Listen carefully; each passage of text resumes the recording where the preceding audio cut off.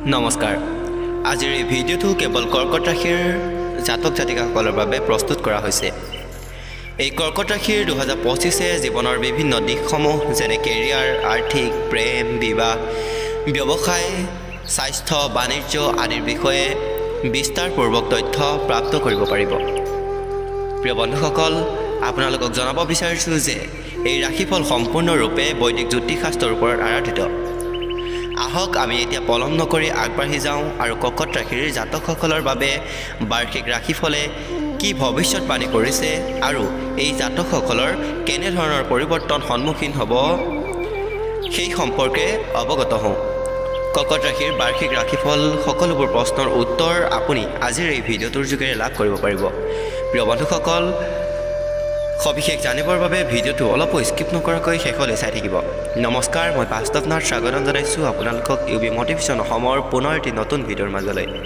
এতিয়া আহকচোন আমি ভিডিঅ'টোৰ মাজলৈ আগবাঢ়ি যাওঁ প্ৰিয় জাতক জাতিকাসকল বৈদিক জ্যোতিষ অনুসৰি ৰাশি চক্ৰৰ চতুৰ্থ ৰাশি হৈছে কৰ্কট ৰাশি কৰ্কট ৰাশি জলতত্ত্বৰ ৰাশি কৰ্কট ৰাশিৰ অধিপতি দেৱতা হৈছে চন্দ্ৰদেৱ এনে পৰিস্থিতিত 2025 বৰ্ষই কৰ্কট ৰাশিৰ জাতকসকলৰ বাবে মিশ্ৰিত ফল কঢ়িয়াই আনিব কাৰণ শনি মহাৰাজ আপোনাৰ সপ্তম আৰু অষ্টম গৃহৰ স্বামী হিচাপে আপোনাৰ অষ্টম গৃহত বিৰাজমান হ'ব এই গৃহত শনি দেৱতাৰ উপস্থিতিয়ে ধ্যেয়াক সূচিত কৰিব ইয়াৰ ফলস্বৰূপে জাতকসকলে কামত বাধা আৰু বিলম্বৰ সন্মুখীন হ'ব পাৰে কৰ্কট ৰাশিৰ বাৰ্ষিক ৰাশিফল 2025 অনুসৰি এই বৰ্ষৰ এপ্ৰিল মাহৰ 2025 পৰ্যন্ত বৃহস্পতি গ্ৰহ আপোনাৰ নৱম গৃহৰ স্বামী হিচাপে একাদশ গৃহত স্থিত হ'ব আৰু এনে পৰিস্থিতিত ই আপোনাক কাৰ্যত ইতিবাচক পৰিণাম আৰু জীৱনত সমৃদ্ধি প্ৰদান কৰিব কিন্তু আপোনাৰ ৰাশিৰ অষ্টম গৃহত শনি দেৱতা উপস্থিত হ'ব যি আপোনাৰ সুখ সুবিধা হ্ৰাস কৰিব পাৰে লগতে আপোনাৰ প্ৰেম জীৱন আৰু কেৰিয়াৰ দুৰ্বল হ'ব পাৰে অৱশ্যে মে মাহৰ পৰা বৃহস্পতি মহাৰাজ আপোনাৰ ৰাশিৰ দ্বাদশ গৃহত প্ৰৱেশ কৰিব যাৰ ফলস্বৰূপে আধ্যাত্মিক কাৰ্যকলাপৰ সৈতে জড়িত হৈ থকাটো আপোনাক সকাহ প্ৰদান কৰিব ছায়াগ্ৰহ হিচাপে ৰাহু অষ্টম গৃহত আৰু কেতু দ্বিতীয় গৃহত স্থিত হ'ব পৰিস্থিতিত এই বৰ্ষত আপোনাৰ বিকাশৰ গতি কিছু মন্থৰ হোৱাৰ লগতে আপুনি বিফলতা প্ৰাপ্ত কৰিব পাৰে ইয়াৰ বাহিৰেও ৰাহু আৰু কেতুৰ এই স্থিতিয়ে সংগীৰ সৈতে আপোনাৰ সম্পৰ্ক দুৰ্বল কৰি তুলিব যাৰ ফলত আপোনালোক দুয়োৰে মাজত পাৰস্পৰিক মিলামিছা হ্ৰাস পাব পাৰে কেৰিয়াৰ আৰু সম্পৰ্কত আপোনাৰ মান সন্মান হ্ৰাস পাব পাৰে কৰ্কট ৰাশি 2025 অনুসৰি 2025 বৰ্ষৰ কৰ্কট ৰাশিৰ জাতকসকলে বিনিয়োগ বা সম্পৰ্কৰ সৈতে জড়িত যিকোনো ডাঙৰ সিদ্ধান্ত লোৱাৰ সময়ত ধৈৰ্য ধৰা উচিত এই লোকসকলে সম্পৰ্কত যিকোনো সমস্যাৰ সন্মুখীন হ'ব পাৰে যাৰ ফলস্বৰূপে আপোনাৰ জীৱনসংগীৰ সৈতে যুক্তিতৰ্ক হ'ব পাৰে বুলি উল্লেখ কৰিছে আমি আপোনাক ইতিমধ্যে অৱগত কৰাৰ দৰে শনি মহাৰাজ হৈছে আপোনাৰ সপ্তম আৰু অষ্টম গৃহৰ স্বামী যি এই বছৰ 13 জুলাইৰ পৰা 28 নৱেম্বৰৰ সময়খিনিত পশ্চাদগামী অৱস্থাত থাকিব ইয়াৰ ফলস্বৰূপে এই সময়খিনিত আপুনি কেৰিয়াৰক লৈ উদাসীন অনুভৱ কৰিব পাৰে আৰু সম্পৰ্কত পাৰস্পৰিক মিলামিছা হ্ৰাস কৰিব পাৰে এই সময়ছোৱাত কামত কৰা কঠোৰ পৰিশ্ৰমৰ বাবে আপুনি স্বীকৃতি লাভ নকৰিব পাৰে যি আপোনাৰ চিন্তিত কৰি তুলিব পাৰে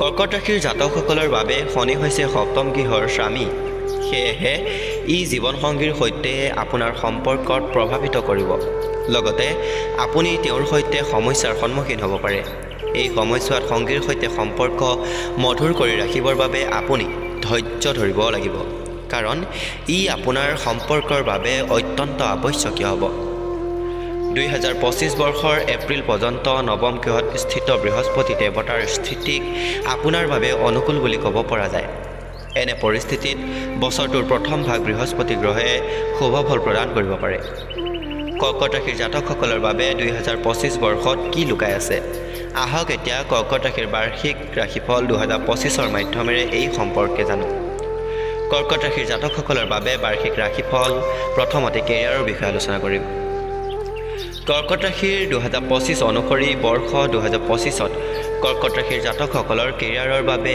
এপ্ৰিল মাহৰ পৰ্যন্ত সময়খিনি অনুকূল হ'ব। এই সময়খিনিত আপোনাৰ কেৰিয়াৰৰ উন্নতিৰ দিশত আগবাঢ়িব, কাৰণ বৃহস্পতি গ্ৰহ আপোনাৰ একাদশ গৃহত অনুকূল স্থিতিত থাকিব।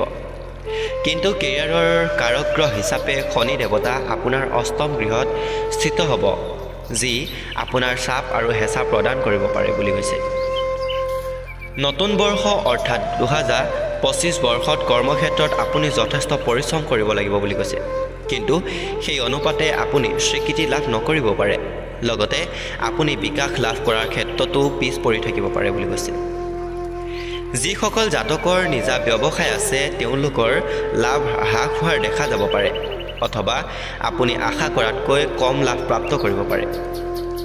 এই সময়ত আপোনাৰ কেৰিয়াৰৰ ক্ষেত্ৰত চাকৰিৰ পৰিৱৰ্তন বা নতুন চাকৰিৰ আৰম্ভণিৰে দৰে ডাঙৰ সিদ্ধান্ত গ্ৰহণ নকৰাটো ভাল। সেইদৰে ব্যৱসায় কৰি থকা জাতকসকলেও লাভ প্ৰাপ্তিৰ আশা সীমিত কৰিব লাগিব। লগতে এই লোকসকলে নিজৰ লক্ষ্যসমূহ পূৰণ কৰাৰ পথত প্ৰতিদ্বন্দ্বীসকলৰ পৰা কঠোৰ প্ৰতিদ্বন্দ্বিতাৰ সন্মুখীন হ'ব পাৰে। কৰ্কট ৰাশিৰ জাতকসকলৰ বাবে বাৰ্ষিক ৰাশিফলৰ এইবাৰ আৰ্থিক জীৱনৰ বিষয়ে ক'ম। কৰ্কট ৰাশিৰ বাৰ্ষিক ৰাশিফলে প্ৰকাশ কৰিছে যে এপ্ৰিল মাহ পৰ্যন্ত কৰ্কট ৰাশিৰ জাতকসকলৰ আৰ্থিক জীৱন ভালে থাকিব। এইখিনি সময়ত আপুনি পৰ্যাপ্ত পৰিমাণে ধন প্ৰাপ্ত কৰিব আৰু এনে পৰিস্থিতিত আপুনি সঞ্চয় কৰিব পাৰিব, কিন্তু আপুনি আৰ্থিক জীৱনত উন্নতিৰ দ্ৰুতগতিত লাভ কৰিব নোৱাৰিব আৰু ই আপোনাৰ কাষলৈ মন্থৰ গতিত আহিব পাৰে। এয়া সেইবাবে হ'ব কিয়নো আপোনাৰ অষ্টম গৃহত শনি উপস্থিত হ'ব। অৱশ্যে শনি মহাৰাজৰ এই স্থিতিয়ে এই বৰ্ষত আপোনাৰ ব্যয় বৃদ্ধি কৰিব পাৰে। এনে পৰিস্থিতিত ই আপোনাৰ সুখ সুবিধা হ্ৰাস কৰিব পাৰে। মে' মাহৰ পিছৰ সময়খিনিৰ পৰিস্থিতিত ভালকৈ আহিব। কৰ্কট ৰাশিৰ বাৰ্ষিক ৰাশিফল 2025 অনুসৰি মে' মাহৰ পৰা কেতু আপোনাৰ দ্বিতীয় গৃহত আৰু ৰাহু অষ্টম গৃহত বিৰাজমান হ'ব। ই আপোনাৰ ধন সম্পত্তি প্ৰভাৱিত কৰিব পাৰে, সেয়েহে আপোনাক সাৱধানে থকাৰ পৰামৰ্শ প্ৰদান কৰা হৈছে। এইবাৰ আপোনালোকক ক'ম কৰ্কট ৰাশিৰ জাতকসকলৰ শৈক্ষিক জীৱনৰ বিষয়ে। প্ৰিয় বন্ধুসকল, কৰ্কট ৰাশিৰ ৰাশিফল 2025 প্ৰকাশ কৰিছে যে 2025 বৰ্ষৰ এপ্ৰিল মাহৰ পৰ্যন্ত সময়খিনিত শিক্ষাৰ দিশৰ পৰা ভাল হ'ব আৰু পঢ়া শুনাত আপোনাৰ প্ৰদৰ্শন উন্নত হ'ব, কাৰণ জ্ঞানৰ গ্ৰহ বৃহস্পতি আপোনাৰ একাদশ গৃহত স্থিত হ'ব। বৃহস্পতি গ্ৰহৰ আশীৰ্বাদৰ ফলত শিক্ষাৰ ক্ষেত্ৰত আপোনাৰ স্থিতি অত্যন্ত ভাল হ'ব আৰু আপুনি অপৰিসীম সফলতা প্ৰাপ্ত কৰিবলৈ সক্ষম হ'ব। কিন্তু অষ্টম গৃহত শনি মহাৰাজ বিৰাজমান হোৱাৰ ফলস্বৰূপে আপুনি পঢ়া শুনাত সমস্যাৰ সন্মুখীন হ'ব পাৰে, কাৰণ আপোনাৰ একাগ্ৰতা দুৰ্বল হ'ব পাৰে বুলি উল্লেখ কৰিছে। এই গৃহত স্থিত শনি গ্ৰহে পঢ়া শুনাৰ পৰা আপোনাৰ মনোযোগ ভংগ কৰিব পাৰে। ফলস্বৰূপে আপুনি কিছু দুখী অনুভৱ কৰিব পাৰে। যদিহে আপুনি উচ্চ শিক্ষাৰ সৈতে জড়িত কোনো ডাঙৰ সিদ্ধান্ত গ্ৰহণ কৰিব বিচাৰে, তেনেহ'লে এপ্ৰিলৰ সময়খিনিত এই দিশৰ পদক্ষেপ আগবঢ়াব পাৰে। কিন্তু মে' মাহৰ পিছৰ সময়ছোৱাত আপুনি অধ্যয়নৰ সৈতে জড়িত সিদ্ধান্ত গ্ৰহণ কৰাটো পৰিহাৰ কৰিব লাগিব, অন্যথা ই আপোনাক নিৰাশ কৰিব পাৰে। এইবাৰ আপোনালোকক ক'ম কৰ্কট ৰাশিৰ জাতকসকলৰ পাৰিবাৰিক জীৱনৰ বিষয়ে। 2025 বৰ্ষৰ কৰ্কট ৰাশিৰ বাৰ্ষিক ৰাশিফল অনুসৰি প্ৰকাশ কৰিছে যে মে' মাহৰ পিছৰ সময়খিনিত কৰ্কট ৰাশিৰ জাতকসকলৰ পাৰিবাৰিক জীৱনৰ বাবে বিশেষ ভাল বুলি ক'ব পৰা নাযায়, কাৰণ বৃহস্পতি গ্ৰহ আপোনাৰ ৰাশিৰ দ্বাদশ গৃহত পৰিবহন কৰিব। আনহাতে শনি দেৱতা মাৰ্চ মাহৰ পৰ্যন্ত আপোনাৰ অষ্টম গৃহত স্থিত হ'ব, যি পৰিবাহিত জীৱনত সমস্যাৰ সৃষ্টি কৰিব পাৰে বুলি কৈছে। ইয়াৰ বিপৰীতে কৰ্কট ৰাশিৰ বাৰ্ষিক ৰাশিফল 2025 অনুসৰি এপ্ৰিল মাহৰ পৰা শনি দেৱতা আপোনাৰ নৱম গৃহত বিৰাজমান হ'ব। এনে পৰিস্থিতিত পাৰিবাৰিক জীৱনত লাভ কৰিবলগীয়া ফলাফল মধ্যমীয়া হ'ব পাৰে। ছায়াগ্ৰহ হিচাপে কেতু আপোনাৰ দ্বিতীয় গৃহত আৰু ৰাহু আপোনাৰ অষ্টম গৃহত স্থিত হ'ব। ই আপোনাৰ পৰিয়ালত সমস্যাৰ উৎপন্ন কৰিব পাৰে, যাৰ ফলস্বৰূপে আপোনাৰ ঘৰৰ লোকসকলৰ সৈতে অযথা তৰ্ক বিতৰ্ক হ'ব পাৰে।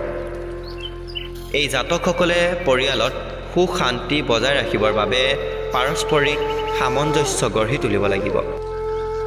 আনহাতে বৃহস্পতি গ্ৰহৰ পৰিবহণ মিথুন ৰাশিত হোৱাৰ ফলস্বৰূপে পৰিয়ালৰ সদস্যসকলৰ সৈতে আপুনি অহংকাৰজনিত সমস্যাৰ সন্মুখীন হ'ব পাৰে।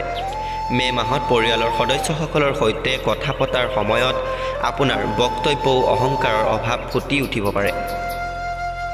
কৰ্কট ৰাশিৰ জাতকসকলৰ পৰিয়ালৰ সদস্যসকলৰ সৈতে আইনী বিবাদৰ সন্মুখীন হ'ব পাৰে, যাৰ প্ৰভাৱ আপোনাৰ ওপৰত পৰা দেখা যাব। আনহাতে ৰাহু আৰু কেতুৰ স্থিতিয়ে আপোনাক পৰিয়ালৰ বাবে ধন ব্যয় কৰিবলৈ বাধ্য কৰিব পাৰে। এইবাৰ আপোনালোকক কম কৰ্কট ৰাশিৰ জাতক জাতিকাসকলৰ প্ৰেম আৰু বৈবাহিক জীৱনৰ বিষয়ে। কৰ্কট ৰাশিৰ ৰাশিফল অনুসৰি 2025ত প্ৰকাশ কৰিছে যে কৰ্কট ৰাশিৰ জাতকসকলৰ প্ৰেম আৰু বৈবাহিক জীৱন কিছু জটিলতাপূৰ্ণ হ'ব পাৰে, কাৰণ মে মাহত হ'বলগীয়া বৃহস্পতি গ্ৰহৰ পৰিবহণক আপোনাৰ বাবে অনুকূল বুলি ক'ব পৰা নাযায়। এই পৰিবহণৰ সময়ত ই আপোনাৰ দ্বাদশ গৃহত স্থিত হ'ব। আনহাতে শনি দেৱতা মাৰ্চ মাহৰ পৰ্যন্ত সময়ছোৱাত আপোনাৰ অষ্টম গৃহত স্থিত হ'ব আৰু ইয়াৰ পিছত নৱম গৃহত প্ৰৱেশ কৰিব। এনে পৰিস্থিতিত আপোনাৰ প্ৰেম আৰু বৈবাহিক জীৱনত মিলা মিছা হ্ৰাস পাব পাৰে। ছায়াগ্ৰহ হিচাপে প্ৰসিদ্ধ ৰাহু আপোনাৰ দ্বিতীয় গৃহত আৰু কেতু আপোনাৰ অষ্টম গৃহত উপস্থিত হ'ব। কৰ্কট ৰাশিৰ যিসকল জাতকে বিবাহ কৰিব বিচাৰে তেওঁলোকৰ বাবে এই সময়খিনি ভাল বুলি ক'ব পৰা নাযায়। সেয়েহে এই সময়খিনিত এনে কৰাটো পৰিহাৰ কৰক। প্ৰেম আৰু বিবাহৰ কাৰক গ্ৰহ হৈছে শুক্ৰ। শুক্ৰ গ্ৰহ 29 জুনৰ পৰা 26 জুলাই আৰু 2 নৱেম্বৰৰ পৰা 26 নৱেম্বৰ পৰ্যন্ত সময়ছোৱাত ভাল স্থিতিত থাকিব। এনে পৰিস্থিতিত এই সময়খিনিত প্ৰেম আৰু বিবাহৰ বাবে অনুকূল হৈ থকাৰ সম্ভাৱনা আছে। এইবাৰ আপোনালোকক কম কৰ্কট ৰাশিৰ জাতক জাতিকাসকলৰ স্বাস্থ্যৰ ওপৰত। কৰ্কট ৰাশিৰ 2025 ৰাশিফল অনুসৰি প্ৰকাশ কৰিছে যে কৰ্কট ৰাশিৰ জাতকসকলৰ স্বাস্থ্যৰ বাবে অনুকূল বুলি ক'ব পৰা নাযায়, কাৰণ বৃহস্পতি দেৱতা আপোনাৰ দ্বাদশ গৃহত স্থিত হ'ব। আনহাতে ৰাহু অষ্টম গৃহত স্থিত হ'ব আৰু কেতু দ্বিতীয় গৃহত বিৰাজমান হ'ব। গ্ৰহসমূহৰ এই স্থিতিৰ ফলস্বৰূপে এই জাতকসকলৰ কান্ধ, ভৰিৰ বিষ আৰু তন্ত্ৰিকা তন্ত্ৰৰ সৈতে জড়িত সমস্যাই আমনি কৰিব পাৰে। এই সকলোবোৰ স্বাস্থ্যজনিত সমস্যা আপোনাৰ দুৰ্বল ৰোগ প্ৰতিৰোধ ক্ষমতাৰ ফলস্বৰূপে হ'ব পাৰে আৰু এই বৰ্ষটোত আপোনাক আমনি দি থাকিব পাৰে। এই জাতকসকলক নিজৰ তেজ পৰীক্ষা কৰিবলৈ পৰামৰ্শ দিয়া হৈছে। লগতে নিয়মিতভাৱে ব্যায়াম কৰক, অন্যথা ভৱিষ্যতে আপোনাক মেদবহুলতাৰ সমস্যাই অসুবিধা পেলাব পাৰে। ইয়াৰ উপৰি কৰ্কট ৰাশিৰ ৰাশিফল 2025 অনুসৰি 2025 বৰ্ষত আপোনাৰ ৰাশিৰ দ্বিতীয় গৃহত ৰাহু স্থিত হোৱাৰ ফলস্বৰূপে আপোনাৰ চকুৰ সৈতে জড়িত সমস্যাই আমনি দিব পাৰে। প্ৰিয় বন্ধুসকল, আজিৰ ৰাশিফল ভিডিঅ'টো ইমানেই আছিল। ভিডিঅ'টো চাই কেনে পালে কমেণ্ট এটা কৰি জনাবলৈ একেবাৰে নাপাহৰিব আৰু পৰৱৰ্তী ৰাশিৰ বিষয়ে জানিবলৈ আমাৰ চেনেলটি ছাবস্ক্ৰাইব কৰি কাষতে থকা বেল আইকনটি প্ৰেছ কৰি দিব। ধন্যবাদ।